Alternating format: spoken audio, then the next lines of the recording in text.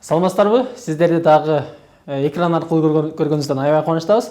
Буюрса бүгүн биз 3-чү сабакты улантып жатабыз. 3-чү сабакта биз эмнелерди өтөбүз? Биз алдыңкы сабактарды өтүүдөн мурда буга чейин кандай сабактарды өттүк жана дагы сизге кандай ташма берилгендигин жана кандай деңгээлде аткарганыңызды бир катар контролдоп кетели дагы, андан кийинкисине өтө кетели. Ал эми сиздерге ташма эмне берилген болчу? Ташма берилген болчу, сиздерге өтүлгөн грамматиканын бүт баарын кайталайсыз. Андан кийин бүт баарын автоматизмге жеткирип, ар кандай мүмкүнчүлүктүн болушунча кайталайсыз дегенбиз. Ал эми албетте сиздер бул жерге келип отурушуңуздар, сабак катыша, ар бир сабакка келип катышыңыз, каалооңуз бул сиздин жашоого болгон чоң максаттарыңыз бар экендигин, албетте сиз англис тилин мыкты өздөштүрүүгө ишенимиңиз бар экендигин далилдейт. Ал эми биз эсиңизде болсо өткөн сабактарда эмне өттүк? Алдыңкы сабактарда I, we, you, they, he, she деген өткөнбүз. Андан кийин to-дөн өттүк. I work, do I work, I don't work, I will work деп. Андан биз will'ди ill'ге байланыштырдык, do'ну to'га байланыштырдык, does'ды dastanга байланыштырдык, did'ди itке байланыштырдык. Жана да светофордун үчтүсү сарыда ойлонобуз, суроо беребиз дедик, жашылда оң жооп беребиз, өтөбүз дедик. Ал эми кызылда өтпөйбүз, тескери жооп беребиз деп. Андан кийин ушул to-do системасын өттүк. Андан кийин to-додан кийин биз кимди кимге деген суроого жооп берген ата тоошор өттүк. Бул me, him, her дегендерди. Андан кийин why, how, when, what дегендерди өттүк. Андан кийин биз өткөндөрүбүз эмне болду? I live in Osh, I go to Osh, I come from Osh дегенди өттүк. Андан кийин тескери суроо бергенди үйрөндүк. Тескери суроо сен иштебейсиңби десе don't you work болду. Ал кыз иштебейби деген doesn't she work болду. Сен кийин иштебейсиңби десеңиз won't you work. Алар мурда келишкен эмеспи десе didn't they come деп буга чейинки өткөндөрүбүз ушулар болду. Ал эми биз ушул нерсени төмөнгүдөй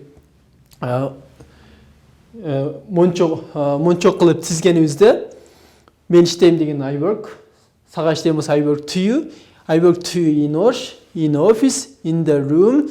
Today at 5 o'clock with my mobile under the lamp between wall деп дагы улап кетсек болот дедик. Ал суроо бере турган болсок do алдына чыкты. Ал эми why, how, when деген бул сүйлөм дайыма алдында келген үчүн why do I work to you in office in the room today at 5 o'clock under the lamp between wall in front of board деп дагы улап кетсеңиздер болот экен.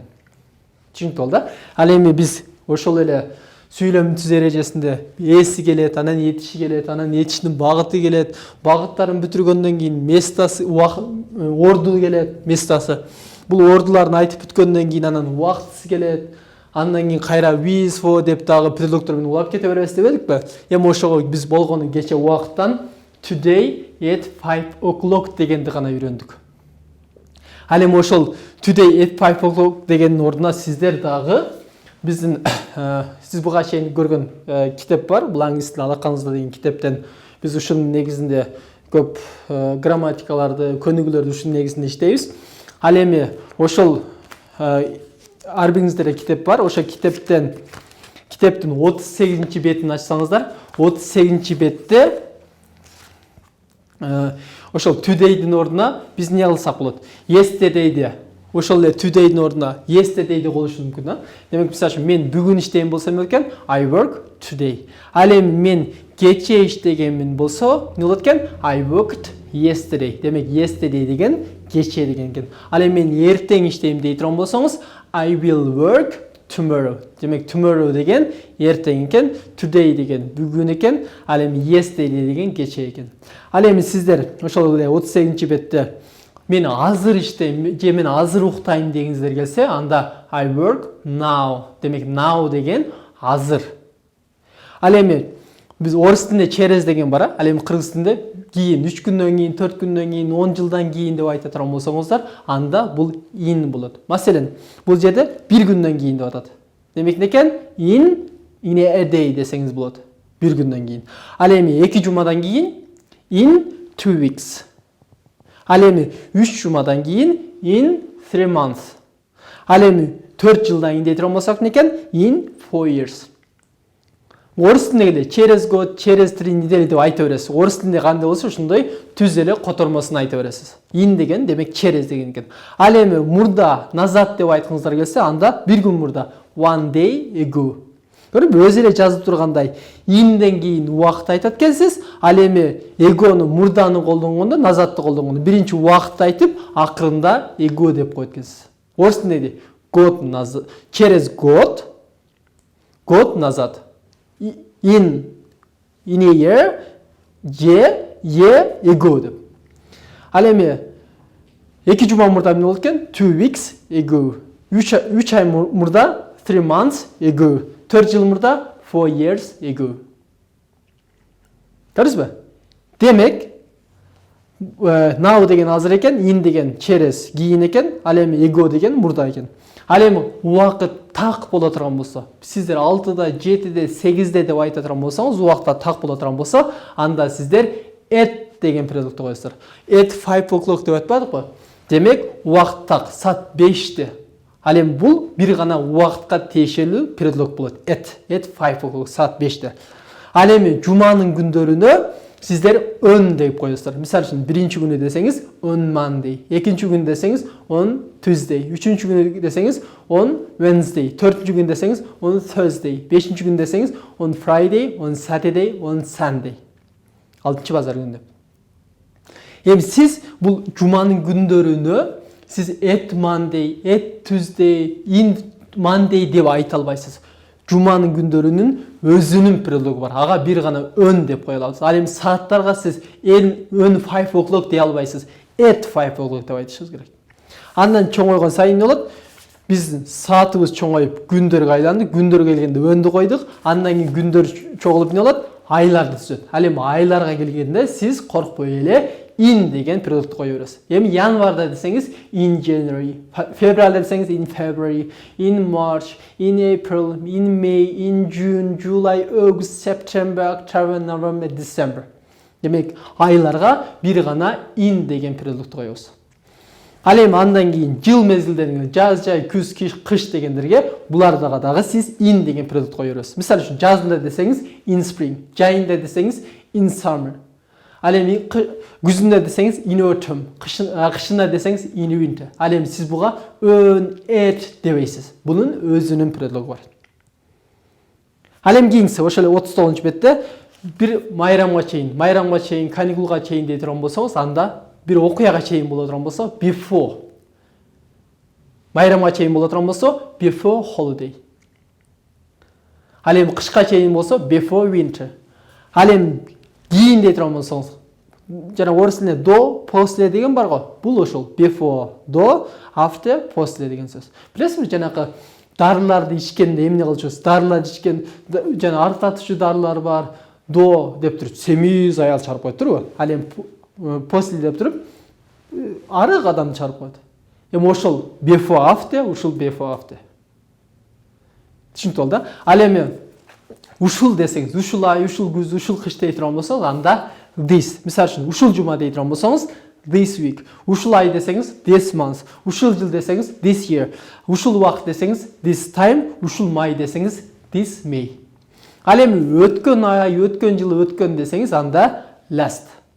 Ошол эле өткөн жума last week, өткөн ай last month, өткөн жыл last year, өткөн убакыт last time, өткөн май last May. Ал эми кийинки дей турган болсоңуз, анда next. Кийинки жума next week, кийинки ай next month, кийинки жылы next year, кийинки убакыт next time, кийинки май next May. Жана пульттарда билесиздерби? Next деген бар. Ошону бассаңыз кийинки өтөт го. Ошол next, ушул next.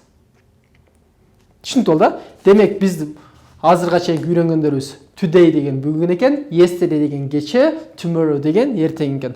Азыр деген now экен, кийин через дей турган болсок in экен, ал эми ago назад дей турган болсоңуз, анда ago, мурда дей турган болсоңуз ago экен. Убакыттарга убакыт так боло турган болсо at деген предлогду коет экенсиз. Ал эми жуманын күндөрүнө on деген предлогду коет экенсиз. Ал эми жыл мезгилдерин айларга in деген предлогдору, мезгилдерге in деген предлогду коет экенсиз. Before деген бир окуяга чейин экен. Ал эми after деген кайсы бир окуядан кийин экен. Ал эми өткөн деген last экен, ушул деген this, кийинки деген next деген. Түшүндү болду да? Жакшы. Немесе түшүндү боло турган болсо, биз эми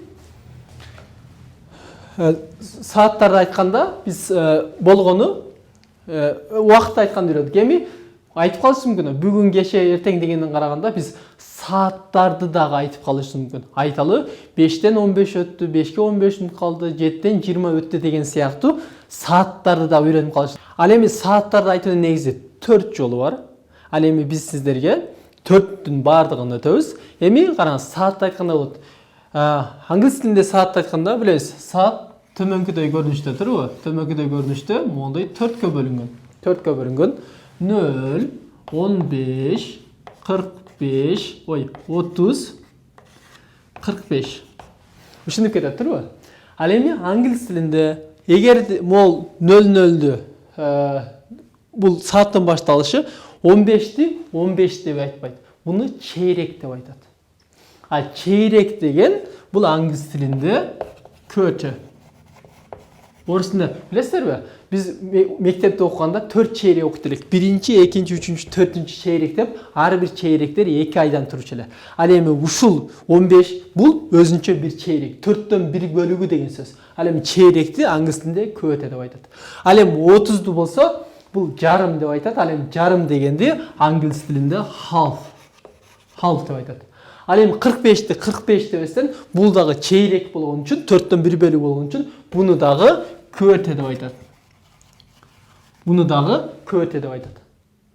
Ал эми сиз саатты айтканда 15-ти 15 деп айтпай, 15-тин ордуна quarterни колдонуп экенсиз, 30-тун ордуна 30-ту колдонбостон жарым half'ты колдонуп экенсиз. Ал эми 45-тин ордуна сиз 45 деп эстен чейрек деп муну quarter деп айтып экенбиз. Эми сизди карасаңыз, сааттын стрелкасы мол 00-дөн 30-дун аралыгында жүргөн болсо, минутанын стрелкасы, анда сиз өттү деп айтасыз. Ал эми өттү дегенди англис тилинде pass деп айтат. Pass деген бул өттү деген сөз. Ал эми сааттын стрелкасы 30-дан өтүп кеткен болсо, анда бул кийинки саатка калды деп айтабыз. Мынанча саатка, мынанча мүнөт калды деп айтабыз. Бул калды деген сөз англис тилинде to деген сөз, калды деген сөз. Көрдүңүзбү? Эми караңыз. Айталы саат канча болду деп сурагыңыз келсе, анда сиз what time is it деп суроо бересиз. What time is it деп what time is it деп суроо бересиз. Саат канча болду деп атасыз. Ал эми эгерде саат 1:00 болгон болсо, ал айтат it is 1 o'clock дейт. Демек 1:00-дү не деткенбиз? It is 1 o'clock. 1 болду деген сөз. It is 1 o'clock. Эми 1ден 5 өткөн болсо, не деткенбиз? Англис тилинде биринчи мүнөт айтылат. Биринчи мүнөт айтылат, андан кийин экинчи саат айтылат. Кичинеден чоңго карай кетет. Көрдүңүзбү? It is деп атабыз. It is 5 minutes. It is 5 minutes. Не болот? Бул өткөн үчүн past 1. Көрдүңүзбү? Не деп атасыз? 5 мүнөт өттү 1ден деп атасыз. It is 5 minutes past 1.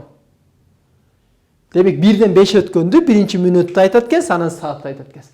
Ал эми 1ден 10 өткөн болсо, не дейсиз? It is 10 minutes past 1. Көрдүңүзбү? 1ден 10 өттү. Ал эми 1ден 15 өттү. Бул деген сөз 1ден чейрек өттү деген сөз. Эми 1ден чейрек өттү дегенди биз не деткенбиз? It is quarter past 1. Quarter past 1. 1ден чейрек өттү. Эми 1ден 20 өттү дегенде не дейбиз? It is 20 minutes past 1. Ал эми 1,5 боло турган болсо, it is дейсиз. It is жарым өттү дейбиз. Жарым деген деген half деген сөз. Half past 1. 1ден жарым өттү мындай айтканда. Эми 30дан өтүп кетти. өтүп кеткен неме болот? Бул кийинки саатка калды деп айтабыз. Мисалы үчүн 1ден 31 өттү дейли. Бул не деген сөз? 2ге 29 мүнөт калды деген сөз. It is 29 minutes to 2ге 29 мүнөт калды деп айтабыз. Эми 1ден 40 өткөн болсо, бул не болот? 1ден 40 өтө турган болсо, анда бул деген сөз 2ге 20 мүнөт калды деген сөз. It is 20 minutes to 2. Көрдүңүзбү? Ал эми 1ден 45 өтсө, бул не деген сөз? 2ге 15 мүнөт калды деген сөз. 2ге 15 мүнөт калды деген сөз, бул it is не болот? Көтө 2. 2ге чейрек мүнөт калды деген сөз бул. Ал эми 1ден 50 өтө турган болсо, бул не деген сөз? 2ге 10 мүнөт калды деген сөз. 2ге 10 мүнөт калды деген сөз, бул it is 10 minutes to 2. 2ге 10 мүнөт калды деген сөз. Көрдүңүзбү? Демек, сааттар боюнча үйрөнгөнүбүз биздики эгерде 15 мүнөттү биз 15 деп эсен чейрек деп дейткенбиз, чейрек деген бул көп өтөт экен. 30ду бул жарым дейткенбиз, жарым деген half дейт экен. 45ти 45 деп эсен буну чейрек дейткенбиз, бул көп өтө болот экен. Сааттын стрелкасы жебеси 00 менен 30дун аралыгында тура турган болсо, бул жак бетте. Анда сиз past өттү деп айтат экенсиз. Ал эми 00ден 30 менен 60дын аралыгында турса, бул калды деп айтат экенсиз. Бул to деген экен. Ал эми саат канча болду деп сурап турган болсоңуз, what time is it деп сурап берет экенсиз. Ал эми сааттарды айтканда биринчи мүнөттөн баштап анан саатка өтөт экенбиз. 1ден 5 өттү деген болду? It is 5 minutes past 1. Эми ушул сыяктуу. Сиздер мугалимиңиздер да ар кандай башка суроолорду берет, сиздер ошол суроолорго жооп беришиңиз керек. Өз алдыңызча деле сиз ушулдай ар кандай суроолорду, ар кандай сааттын убактыларын белгилеп алып туруп жооп бериңиз. Жакшы. Анда эмесе биздин бүгүнкү үйрөнгөндөр сааттын бул биринчи гана айтуунун биринчи жолу болду. Ал эми экинчи жолун, экинчи, үчүнчү жолдорун биз дагы сабактарда, кийинки сабакта үйрөнөбүз. Ал эми сиздерге биз азыр эме алганды, сиз сүйлөгөндү үйрөнүп баштадыңыз, уже сүйлөгөн керексиздер, сөздөрүңүз бар, грамматикаңыз бар, анча-мынча сөздөрдү үйрөнүп баштай беришиңиз керек. Ал эми биз башында өткөнбүз туура эмес этиштерди үйрөнгөнбүз. Эми туура эмес этиштерди сиздер ар бирин үйрөнүп кете беришиңиз керек. Себебинде бул убакытты чоюштун кереги жок. Эми биз сиздерге туура эмес этиштердин сиздерде китебиңиздердин 54 бетинде бул туура эмес этиштердин тизмеси бар. Биринчи катары жөнөкөй формасы, экинчи катары бул өткөн чагы, үчүнчү формасы бул ошо алдыңкы сабактардын биринде өтөбүз буну. Эми ошону биз сиздерге биринчи катарын ассоциация кылып кете беребиз. Ал эми сиздер болсо ошо экинчи, үчүнчү катарын ошо биринчиге байланыштырып үйрөнүп кете бересиздер. Ал эми биз мол туура эмес этиштердин би деген бул болуу деген сөз. Болуу. Би болуу деген сөз. Эми буну биз кантип оңойраак чаттайбыз? Элестетиңиз, эменин баласы бар дейли. Хандын баласы бар. Бул ким? Хан би дегенди уккансыздарбы туру? Ошо бидин баласы ким? Ханзада. Эми Ханзада чоңойгондо ким болот? Чоңойгондо би болот. Демек би эмне экен? Болуу. Демек биз бини биге байланыштырдык. Ал эми кийинки сөзүңүз бит. Бит деген бул уруу деген сөз. Эми орус тилинде урууну эмне деп коет орус тилде? Орус тилде дагы бит. Ал эми көрдүңүзбү? Орус тилинде дагы бит экен, англис тилинде дагы бит экен. Демек уруу бит болгондой, англис тилинде дагы окшош экен. Андан кийин become деген бул кимдир бирөө болуу, становиться дейт да, стать. Эми ошо кимдир бирөө болууну караңыз. Come деген эмне деген? Келүү деген сөз. Ал эми be деген болуу. Эмне деп атат? Келсең, мисалы танцевальный залга келсең, би залына келсең, бийчи болосуң. Ал эмне болуш керек? Келсең, бийчи болосуң.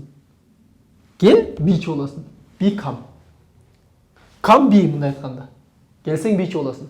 Биз эмне кылабыз? Ассоциация. Бул нерсе сизге күлкүлүү болушу мүмкүн, таң калыштуу болушу мүмкүн, бирок адамдын мээси ушундай иштейт. Жаңы алып аткан маалыматты буга чейинки мээсинде бар информацияга байланыштырып иштейт. Ал эми кийинки сөз.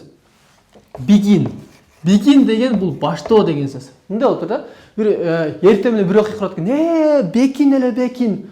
Эмне болду десе, согуш башталды экен. Бекин, begin, баштоо. Согуш башталды. Бекин сизге begin дегенди таап берет. Түшүнүп болду да? Андан кийин bend. Bend деген бул ийилүү, бир нерсени мынтип ийилсек, же бир нерсени ийсек, ушул bend болот. Ал эми сиздер bindти билесиздер, туурабы? Бир жериңиз канаганда bind тагасыз. Ошол bindти монтип туруп, чоюп туруп таштап койсоң эмне болот? Ал ийилип кете берет. Демек эмне экен? Bind дагы ийилеткен, bend дагы ийилүү экен. Түшүнүп болду да? Ал эми кийинки сөз bite. Bite деген бул тиште деген сөз. Эми сиз bitти билесиз да, pit деп коет да, pit сирке деп коет го, туурабы? Эмне болот? Pit биринчи тиштейт экен, андан кийин кан соройт экен. Сизге bit bite'ти таап бергенге жардам берет. Ал эми кийинки сөз break.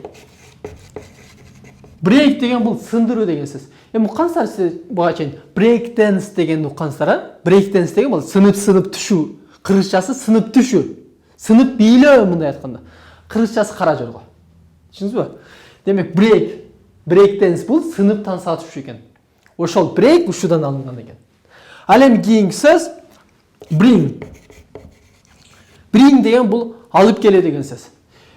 Сиз бүгүн бул жерден сабактан чыгасыз да, сабактан чыгандан кийин ата-энеңизге чаласыз. Ата, апа, акча бериң десеңиз, ата-энеңиз акча алып келет. Бериң, ал үчүн эмне аласыз? Бериң деп сурайсыз. Бериң, bring, алып келүү. Көрдүңүзбү? Бериң деген сөздү биз bringге байланыштырдык. Андан кийин build. Build деген бул куруу деген сөз. Эми бир жаңы уста экен да, үй курушту билбейт экен. Үйдү курушту билбеген жаңы уста чоң мастерге кошулуп иштейт экен дагы, анан 2-3 ай иштеп, жанагы менен кошо жүрүп үйрөнгөндөн кийин үй курушту билди. Build, курганды билди.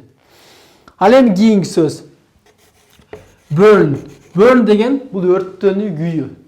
Эми төрөлүү деген эмне? Бул burn деген сөз. Эми уй төрөбөйт, туйт, туурабы? Эми уй тууганда эмне болот? Ичи аябай ысыйт. Анан суу бересиздер го, туурабы? Эми ошол уй тууганда, мындай айтканда, burn кылганда, бул ичи burn болот экен. Төрөгөндө, тууганда ичи өрттөнөт экен. Burn деген сөздү биз burn'гө байланыштырдык. Андан кийин buy. Buy деген бул сатып алуу. Эми бай адамдарды билесиздер, туурабы? Бай адамдар эмне кылат? Ал баарын сатып алат, анын акчасы көп. Демек, бай баарын сатып алат. Бай сатып алуу, бул бай сатып алуу. Бай, ал эми бай сатып алуу. Ал эми catch. Catch деген кармап калуу. Мына кичинекей бала дарбыз бир коңшусунукуна дарбыз жегиси келип анан кийин ошого кирип алышып да, кирип уурдашат экен да. Уурдап алса анан кийин ээси келип калат экен. Ээси келсе бирөө кырат экен. Кач кармап калат дейт экен. Catch. Кармап калуу. Жаттадык, а? Андан кийинки суроо choose. Кийинки сөзүбүз choose деген тандоо деген сөз. Эми сиз базарга барып ручка алышыңыз керек. Эми ручка алганда сиз эмне кылып аласыз? Чызып тандап аласыз. Чызуу, choose, тандоо. Көрдүңүзбү? Эми биз буга үйрөнгөн жаңы сөздөр ушул болот. Биз сиздерге болгону биринчи катарын үйрөндүк. Эми экинчи, үчүнчү катарларын биринчи катарга байланыштырып жаттайсыз. Би эмне болду? Би болуу болду. Bit орусчасында бит экен, англисчасында бит экен. Become келсең бичи болосуң деп ассоциация алдык. Бекин эле бекин согуш башталды дедик. Bend эмне болот? Bind ийилет. Bend дагы ийилеткен. Bite бит тиштейт, анан кан сорот дедик. Break dance сыныптан саат түшүү дедик, а? Bring бериң эле бериң десеңиз, үйүңүздөгүлөр ата-энеңиз акча алып келип берди. Build курганды билди. Build кур экен. Burn төрөгөндө, тууганда ичи өрттөндү дедик, а? Бай баарын сатып алат дедик. Кач эле кармап калат. Choose чызып тандап аласыз. Демек биз жаңы үйрөнгөн сөздөр ушул болду. Эртеңки сабакка биз бүгүнкү үйрөнгөндөрүбүз жанакы today, tomorrow, before, yesterday дегендерди үйрөнгөндөн сырткары саатты айтуунун биринчи жолун үйрөндүк. Андан кийинкиси туура эмес этиштерин сизге биринчи катарын түшүндүрдүк. Эми сиз экинчи, үчүнчү катарларын ушуга кошуп байланыштырып жаттап келесиз. Ал эми эртеңки күнгө сизге тапшырма. Өтүлгөн грамматиканын бүт бардыгын эч бир ортодо боштук калтырбай 3, 4, 5 жолу бардыгын бир катар кайталаңыз, автоматизм жеткирип. Бул I, we, you, they, he, she, it ар бирине бирден коюп кайталаңыз. Кайталаңыз. Ал эми андан кийин буларды да кошосуз. Андан сырткары мол туура эмес этиштерди биз сизге биринчи катарын гана үйрөттүк. Эми сиздер экинчи, үчүнчү катарларын кошо жаттай бериңиздер. Себебинде эртеңки күнү биз сиздерге кыска убакыттын ичинде бир 15-20 мүнөт убакыт кетет, бир 80 000 сөздү үйрөтөбүз. Анан сөз жаттоонун жеңил жолун үйрөткөндө бул туура эмес этиштерди жаттаганга кийинчерээк убакыт болбой калбасын. Ошон үчүн болушунча азыртан жаттап кете бериңиз. Андан сырткары тапшырма сиздерге эртеңки күнү эртеден кечке сиз эмне кыласыз? Биз жанакы учурчагын өттүк го. Мен уктайм, барам, турам, келем, жатам деп. Сиз ошону мынал убакыттын элементтерин колдонуп, өттү, калды деп эртеден кечке эмне кылганыңызды жазып келип, бул жерде карабай айтып бересиз. Сиз сүйлөп баштайсыз. Ал эми бул нерсе, бул мугалимиңизден сурасаңыз, эртеден кечке эмне керектүү сөздөрдүн бүт бары бул жерде бар. Ошону мугалимиңизден сурасаңыз, мугалимиңиз сизге керектүү сөздөрдү ошол бетти тартып алып, ошолорду колдонуп, эртеден кечке эмне кылганыңызды бүт бардыгын ошол убакытты колдонуп жазып келесиз, анан кийин аны айтып бересиз. Аны эмесе сиздерде күндөн күнгө жылуу болуп бара берет. Кери түшүнбөй калсаңыз, кыйынчылыктар болот аткан болсо, эч кандай камсанабаңыз. Өзүңүз билесизби, биринчи күнү келгенде I, we, they, he, she деле түдүнүн табисасын түшүнүш кыйын эле. Ал эми сиз неме болуп атат? Бүгүн бара-бара маалымат көп атат, бирок сиз аларды деле өздөштүрүп кетип атасыз. Демек, сизде жылыш болуп атат, ийгилик болуп атат. Кийинки сабакта көрүшкөнчө ийгилик каалайм сизге.